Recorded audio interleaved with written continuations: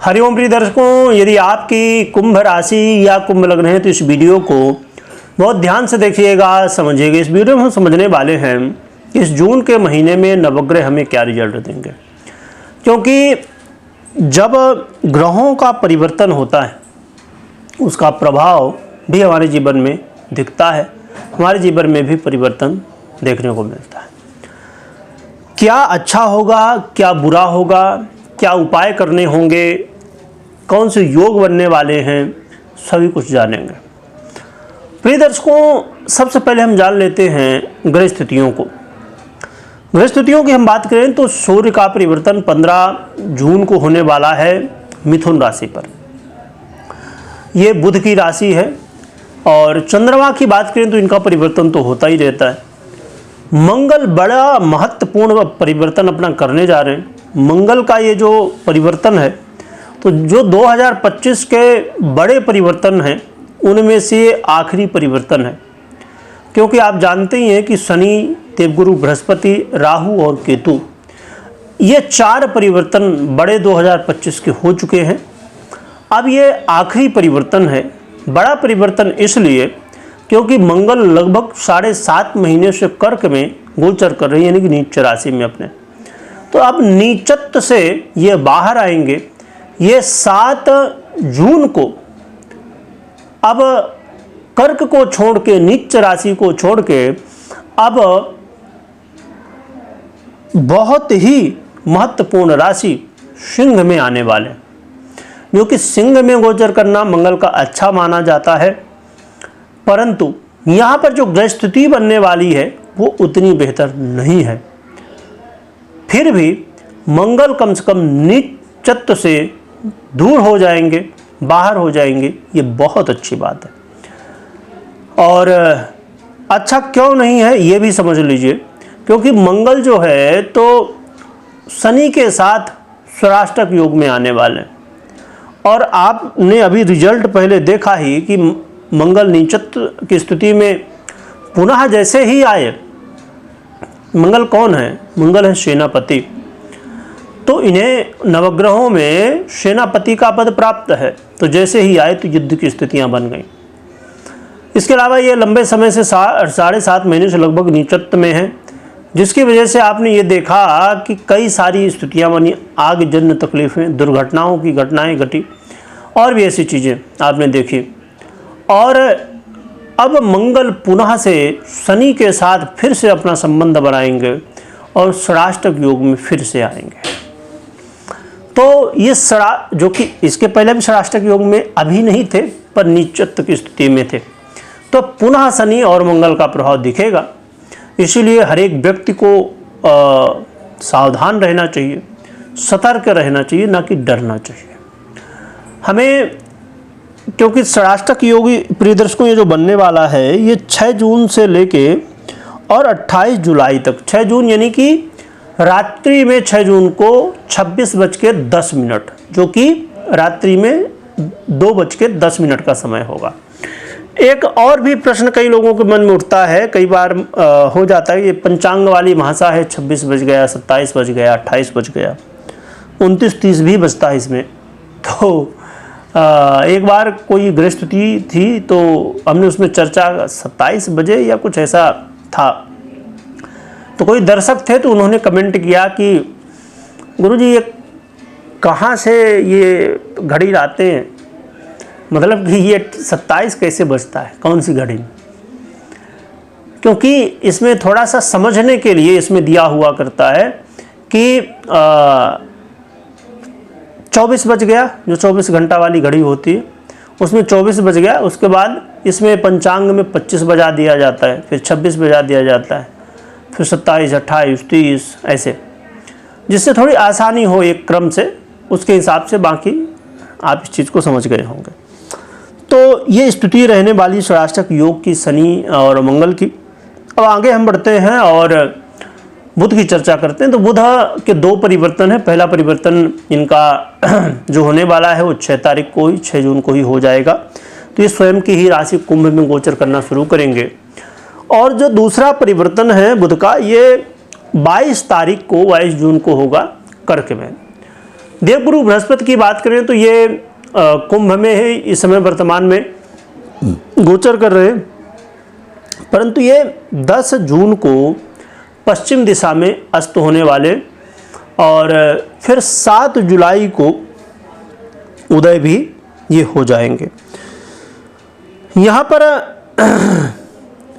ये ध्यान रखिएगा कि देवगुरु बृहस्पति जो अस्त होने वाले हैं, और भी आपने यदि गुरु परिवर्तन की वीडियो देखी होगी इस समय ये कौन सी स्थिति में है, तो इनके भी प्रभाव हमें देखने को मिल रहे हैं। इसके अलावा हम शुक्र की बात करें तो ये 29 जून को ही अपना परिवर्तन कर लेंगे, मेष को छोड़ के वृषभ में गोचर करेंगे। लगभग ये महीना पूरा ही हो चुका होगा, कुछ दिन बचेंगे। शनि इस समय मीन में, राहु कुंभ में और केतु सिंह में गोचर कर रहे हैं। तो ये है कुछ ग्रस्थितियाँ, इनसे कुछ योगों का निर्माण होता है, जैसे कि बुधादित्य योग, ज्ञान योग, राजलक्षण योग, अंगारक योग, षडाष्टक योग और कालसर्प योग। कालसर्प योग की हम बात करें तो ये कालसर्प योग लंबे समय से चल रहा है और इसकी चर्चा हमने की थी, यदि आपने सुना होगा, और जो कि अभी राहु केतु का परिवर्तन हो चुका है तो इसके प्रभाव में भी परिवर्तन हुआ है, जो कि इसकी चर्चा करनी थी, परंतु समय के अभाव की वजह से इसकी चर्चा नहीं हो पाई है। चलिए अब जानते हैं क्या कैसा ये महीना हमें फल देने वाला है, नवग्रह हमें क्या फल देने वाले हैं। तो स्वास्थ्य के दृष्टिकोण से देखा जाए तो ध्यान रखने की आवश्यकता है। स्वास्थ्य को लेकर थोड़ी सी चिंता आपको करनी चाहिए, आपको योग प्राणायाम करना चाहिए और समय समय पर अपने स्वास्थ्य का जो है तो ध्यान रखना चाहिए। और कई बार मानसिक तनाव बहुत ज़्यादा हो जाना, जल्दबाजी कर देना किसी भी विषय को लेकर, चाहे बोलना हो चाहे कर्म करना हो, तो ऐसी स्थितियां बनेंगी। बहुत ज़्यादा जैसे बुखार हो जाना, खून से संबंधित तकलीफ़ें और भी ऐसी तकलीफ़ें, तो स्वास्थ्य का यानी हमें थोड़ा ध्यान रखने की आवश्यकता है। और अपना तो ध्यान रखना ही है, साथ में अपने पार्टनर, लाइफ पार्टनर का भी ध्यान रखना है। लाइफ पार्टनर यानी आपके पति या पत्नी। इसके अलावा हम देखें जो लव पार्टनर है उनके लिए समय अच्छा है, उनके लिए चीज़ें बेहतर हैं। जो विद्यार्थी वर्ग हैं उनके लिए बहुत अच्छी स्थितियां हैं। विद्यार्थी वर्ग को इस समय विशेष रूप से लाभ देखने को मिल सकता है। परंतु अभी हमने चर्चा की कि जो दाम्पत्य हैं यानी कि मैरिज लाइफ में है उनके लिए बहुत ध्यान रखने की आवश्यकता है, क्योंकि इस समय लड़ाई झगड़ा बहुत अधिक मात्रा में होने की संभावना बढ़ेगी। आपस में मनमुटाव, आरोप प्रत्यारोप, शंकाओं का दौर चालू रहेगा। इसलिए आपको थोड़ा सा सतर्क रहना चाहिए, थोड़ा सा नहीं बहुत ध्यान रखना चाहिए अपने दाम्पत्य जीवन का। और व्यापारियों के लिए भी ये चीज़ें ठीक हैं, बहुत हद तक नहीं, थोड़ी बहुत चीज़ें ठीक कही जा सकती हैं, परंतु बहुत ज़्यादा यहाँ पर हमें बहुत अच्छी स्थितियाँ नहीं दिख रही हैं। तो व्यापार में भी सतर्क रहना चाहिए। सबसे ज़्यादा दाम्पत्य जीवन में हमें सतर्क रहना चाहिए। और जो लोग पार्टनरशिप में व्यापार करते हैं उनको विशेष रूप से सतर्क रहना चाहिए। जो लोग जॉब करते हैं, नौकरी पेशा में हैं, उनके लिए समय ठीक ठाक कहा जाएगा।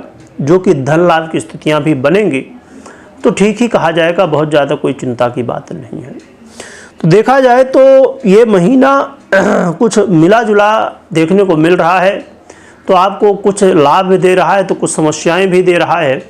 तो आपको इन चीज़ों का ध्यान रखना है। और जीवन में कई बार ऐसा मौका मिलता है कि, और आज के समय में लोगों की ज़रूरत भी है देखा जाए। उसके पीछे रीज़न ये है कि व्यक्ति की आज जो कामनाएं हैं वो बहुत ज़्यादा हो चुकी हैं। व्यक्ति कामनाओं के साथ साथ एक मर्यादा को भी भूलता जा रहा है। मर्यादा को, सहनशीलता को, चाहे वो रिश्तों की मर्यादा हो या सामाजिक स्थितियां हों, हर क्षेत्र में।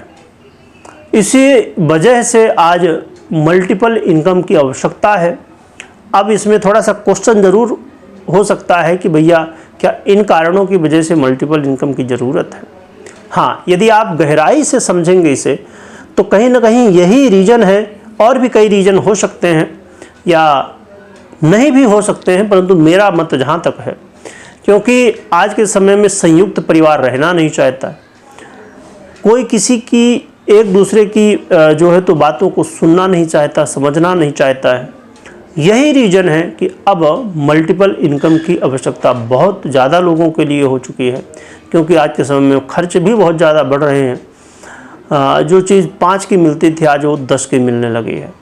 तो इसीलिए रीज़न कई सारे हो सकते हैं इसके पीछे। तो यदि व्यक्ति सहनशील हो जाए रिश्तों के प्रति, हर एक स्थिति परिस्थिति के प्रति व्यक्ति अपने जीवन में एक धैर्य की स्थिति बना के चले, सोच समझ के चले, परंतु यहाँ पर एक स्थिति बनने वाली है जिसमें मल्टीपल इनकम के आपको मौके मिल सकते हैं। तो ये तो लाभ की स्थिति होगी, परंतु यहाँ पर ये देखना है कि हमें पुराने काल को याद करना होगा। यदि जीवन में सुखी रहना है तो पुरानी स्थिति परिस्थितियों को जानना होगा, समझना होगा, और उनसे हमें जो मोती हैं उन्हें निकालना होगा। बाकी हर एक व्यक्ति का अपना अपना मत है, हर एक व्यक्ति की अपनी व्यवस्थाएं। तो कुछ ऐसा परिणाम हमें नवग्रह देने वाले हैं इस जून के महीने में। हम उपाय की बात करें तो उपाय के रूप में भगवान गणपति की आराधना आप करिए और साथ में हनुमान चालीसा का भी पाठ करिए। इससे आपको अच्छे परिणाम देखने को मिलने वाले हैं और आप अपने जीवन में स्थिति परिस्थिति को, और भगवान गणपति के साथ साथ यदि आप शिव परिवार की ही आराधना कर लें तो और भी बेहतर रहेगा आपके लिए। तो ये उपाय कर सकते हैं। बाकी मैं हमेशा कहा करता हूँ कि कभी भी कोई भी निर्णय आपको लेना है तो आपको अपने पर्सनल कुंडली का विश्लेषण करना चाहिए या तो करवाना चाहिए, उसके बाद ही आपको कोई निर्णय लेना चाहिए या उपाय करना चाहिए। वीडियो देखने के लिए बहुत बहुत धन्यवाद।